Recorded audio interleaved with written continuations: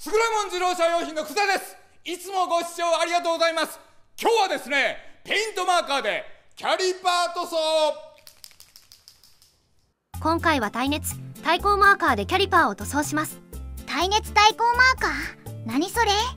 耐抗性のある耐熱塗料をマーカーペンで簡単に塗ることができるのよ。そうなの？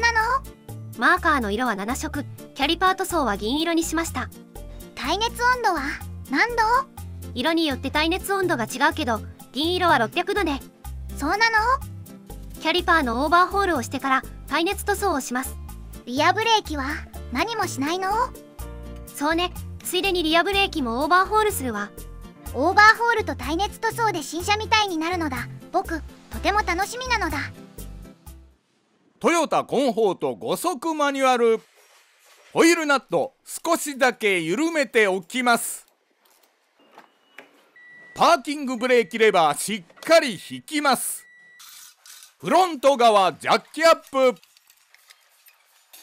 ジャッキスタンドをサイドメンバーにかけます。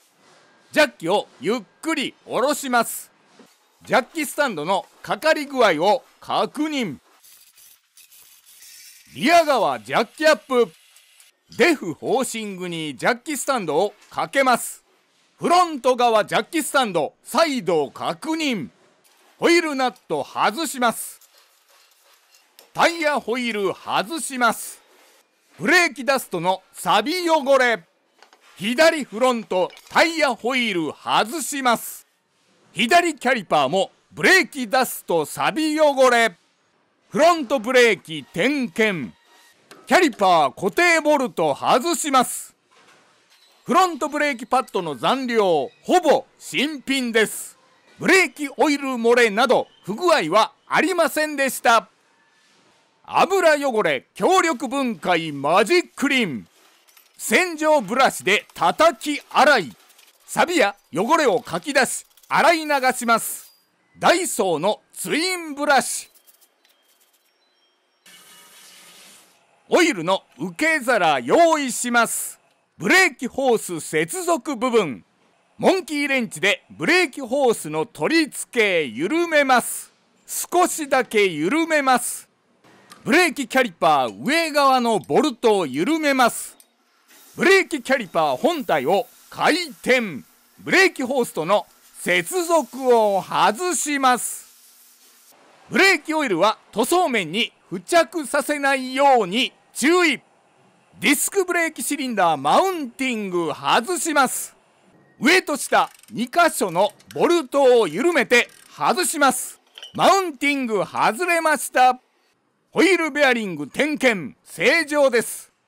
洗い残しマジックリンとブラシで洗浄。キャリパーピストンの傷防止。クロスをかぶせます。ピストンの飛び出し防止。木材の切れ端を置きます。エアガンを使います。ブレーキホース接続部分にエアを吹きつけます。少しずつ圧力をかけます。ピストンが急激に飛び出すことがあるので注意。キャリパーピストン外れました。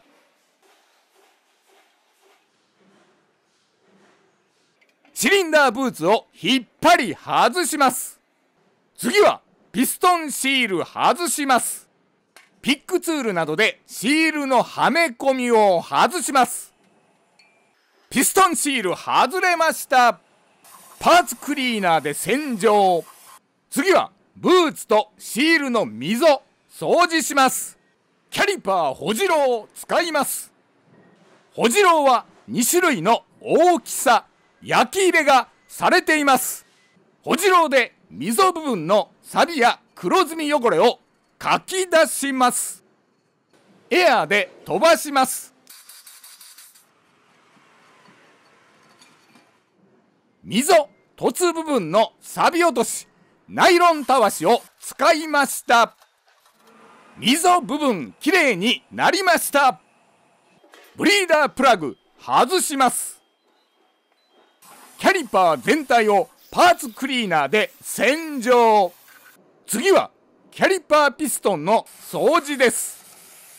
ピストンシールが接触しない箇所はナイロンたわしで汚れ落とし、ピストンシールが接触する箇所の掃除です。ピカールときれいなクロスで磨きます。汚れが残っています。2000番の耐水ペーパーにパーツクリーナーを噴射。2000番ペーパーをピストンに押し付け、ピストンを回しながら磨きます。きれいに落ちました。ピカールで仕上げ磨き、パーツクリーナーで洗浄。フロントキャリパーシリンダーキット、シリンダーブーツ、ピストンシール、スライドピンのブーツとブリーダープラグキャップ、専用グリース、ピストンシールにグリースを塗ります。溝の奥側、ピストンシールをはめ込みます。シリンダーの溝、はめ込む箇所にグリースを薄く塗ります。ピストンにグリースを薄く塗ります。シリンダーブーツをピストンにかぶせます。この部分をシリンダーの溝にはめ込みます。奥側からはめ込みます。はみ出している箇所、はめ込みます。ブーツがシリンダーの溝に装着できました。ピストンを両手でまっすぐ押し込みます。ピストンシールがついているので抵抗感がありますが、両手で均等に押し込みます。ピストンの溝にブーツをはめ込みます。ピストンとシリンダーブーツ装着できました。ピストンをエアーで動かします。シリンダー部分とピストン部分、ブーツがきっちり入っているか確認。ピストンを止まるまで押し込みます。キャリパー全体をパーツクリーナーで脱脂します。マウンティングのブーツ外します。パーツクリーナーで脱脂します。耐熱耐光マーカー銀色です。よく振ります。キャップを外します。ペン先を 2,3 回押し付けます。塗料が出てきました。耐熱耐光マーカーでキャリパー塗装。ペン先はちょうど良い太さ、中字です。速乾性の耐熱塗料なのですぐに乾きます。狭い箇所、細かいところ、きれいに塗れます。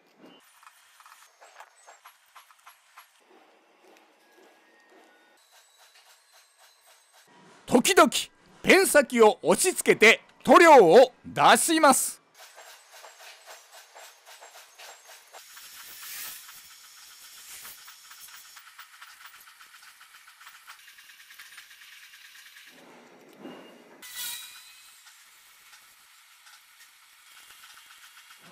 塗りにくい箇所、内側塗れました。表側、後で塗ります。マウンティング塗ります。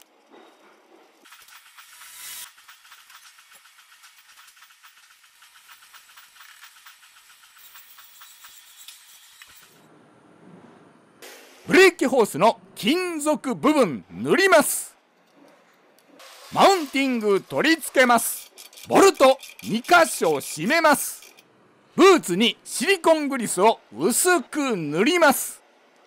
スライドピンボルトにグリスを塗ります。ブーツをマウンティングに装着。下側のブーツを取り付け。パッドサポートプレート新品です。取り外したパッドサポートプレートです。マウンティングの4箇所に新品を取り付け。ブレーキシムグリス、ブレーキ泣き防止用、ブレーキパッドとシムに塗ります。ブレーキパッドの摩擦面にグリスを付着させないように注意。ンティングにブレーキパッドを装着。ブレーキパッドがきっちり入っているか確認。ブレーキホースを接続。上側のスライドピンボルトにグリスを塗ります。スライドピンがブレーキホースと接触。入りません。キャリパーとブレーキホースの接続を外します。上側のスライドピンボルトをキャリパーに取り付け、キャリパーとブレーキホースを接続。キャリパーをマウンティングに取り付け、下側のスライドピンボルトにグリスを塗ります。スライドピンボルト2箇所を締めます。キャリパー塗装の続きです。マーカー1本目使い切りましたので、2本目。キャリパーを外さなくても表側はきれいに塗れると思います。キャリパーを外さない場合も洗剤やパーツクリーナーで洗浄、脱脂後に塗ります。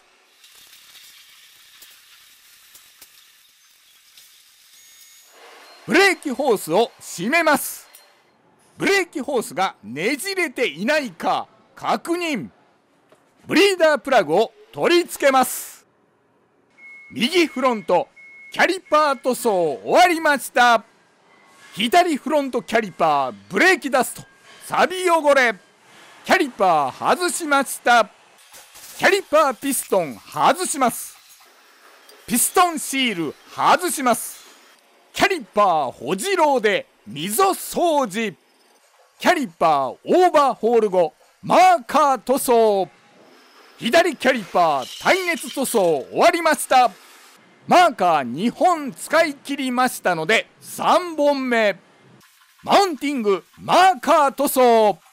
マウンティング耐熱塗装終わりました。左フロントブレーキ組み付けできました。マーカーは2本使い切り、3本目は半分以上中身が残っていると思います。次はリアブレーキのオーバーホールです。パーキングブレーキが効いています。パーキングブレーキを解除します。ブレーキドラムにボルト穴が2箇所。ボルトを2箇所のボルト穴に取り付け、少しずつ締めます。ブレーキドラムが外れました。ブレーキドラム点検。ブレーキシューとホイールシリンダーを動かし点検。ホイールシリンダーにオイル漏れはないか点検。パーキングブレーキシューレバーです。パーキングブレーキのワイヤーです。パーキングブレーキレバー引きます。ブレーキシューが外側に広がり動きます。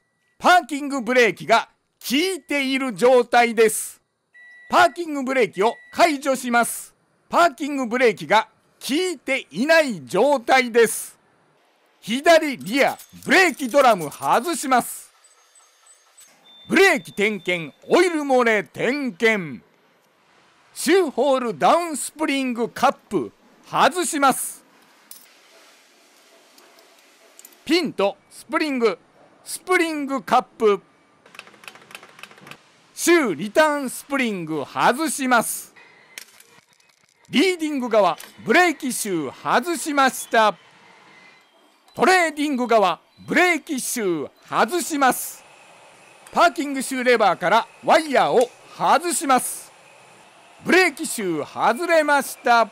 オイル受け皿を用意します。ホイールシリンダーからピストンを外します。スプリングが入っています。ブレーキペダルを踏むと油圧がかかり、左右のピストンが外側に動きます。ホイールシリンダーの内側、傷や段付き摩耗がないか点検。問題ありません。パーツクリーナーで洗浄。ブレーキシリンダーブラシでホイールシリンダー内を掃除します。パーツクリーナーで洗浄。きれいになりました。ブーツとピストンカップ外します。ピストンに傷をつけないように注意しながらピストンカップを外します。パーツクリーナーで洗浄。ホイールシリンダーオーバーホールキット。ピストンカップにシリコングリスを塗ってから組み付けます。ピストンにブーツを取り付け、ピストンにシリコングリスを薄く塗ります。ホイールシリンダーにピストン組み付け、スプリングを忘れないように注意。ピストンに薄くグリスを塗ってから組み付け、ピストンを動かし引っかかりなどないか点検。バックプレートをパーツクリーナーで洗浄。バックプレートブレーキシューと接触する6箇所にグリスを塗ります。ブレーキ調整部分のゴムカバーを外します。ブレーキシューの組み付け、ブレーキアジャストツールでアジャスターが正常に作動するか点検。ブレーキドラム取り付けます。ドラムをハンマーで軽く叩いてなじませます。ホイールナットを仮付け、ドラムを固定します。ブレーキアジャストツールでブレーキ調整。ブレーキシューとブレーキドラムの隙間を調整しています。ディスクブレーキは自動調整ですが、ドラムブレーキには調整機能がついています。軽くブレーキを引きずる程度に調整しました。ゴムカバーをバックプレートに取り付けます。ブレーキマスターのリザーバータンクにブレーキオイルを補充します。ブレーキオイルをこぼしてしまった場合はすぐに水で洗い流します。リザーバータンクの蓋を取り付けてから水で流します。ブレーキオイルの抜き替えとエア抜き、ブリーダープラグに接続するところ、ワンウェイバルブがついているので逆流しません。メガネレンチを取り付けてからゴムチューブを接続します。ブリーダープラグを緩めます。ブレーキペダルをゆっくり踏んで戻します。踏んで戻す、何度も繰り返します。ブレーキの油圧系統にエアーが入っています。エアーがなくなるまでブレーキペダルの操作を繰り返します。ブレーキオイルを補充しながらエア抜きをします。リザーバータンク内のブレーキオイルが少なくなるとエアーが混入してしまいます。エアーが出なくなりました。ブリーダープラグを閉めます。ブリーダープラグキャップを取り付けます。リアブレーキも同じ手順でエア抜き、左右フロント左右リアブレーキ4輪のエア抜きをします。4輪のエア抜き後、ブレーキペダルを10回程度踏み込みます。ブレーキペダルの踏みしろが深くないか、異常はないか点検。各所ブレーキオイル漏れがないか点検。ブレーキパッドがディスクローターに接触して少し引きずっている状態で正常です。リザーバータンクのブレーキオイル量マックスのラインに合わせます。